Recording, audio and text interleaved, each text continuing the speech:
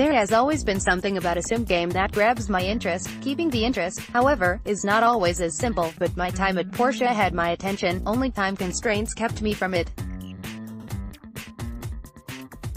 The game can best be described as a mix of Harvest Moon and Minecraft, taking the best gameplay elements from each of those series, but then layering on a story that keeps you playing. You play as you, a character that you create, and you have been summoned home, to Portia, where your pa's workshop lies abandoned after he took off to parts unknown. When you arrive, you are given the rundown on how the town of Portia works, namely regarding the construction of things, given that you are taking over the workshop and in order to be allowed to build anything for other people you first need to prove yourself.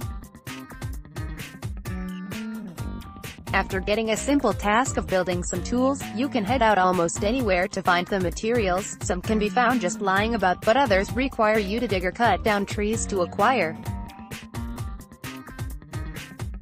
The game's mechanics for collecting and building is actually a little different. For collecting materials, you just need to keep pressing the button to chop, dig or what have you, but in order to build, you need the material in your active inventory, but rather than just snapping together an item from a menu, you need to place the pieces down on a building pad, and once built, you have to pick it up to mark it as complete.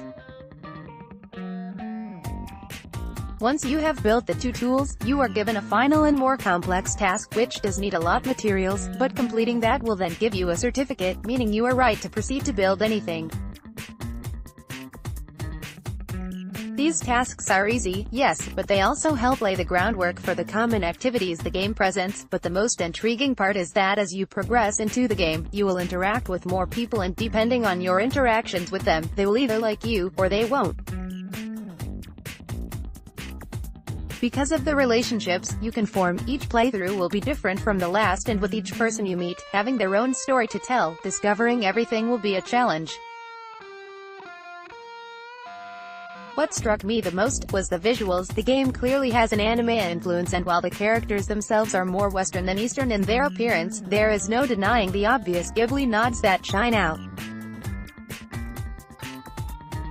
While I wish I had more time with my time at Portia, what I did play has only ignited a desire to play more of it, and with the release happening later this year for Switch and other platforms, there is not too long left to wait.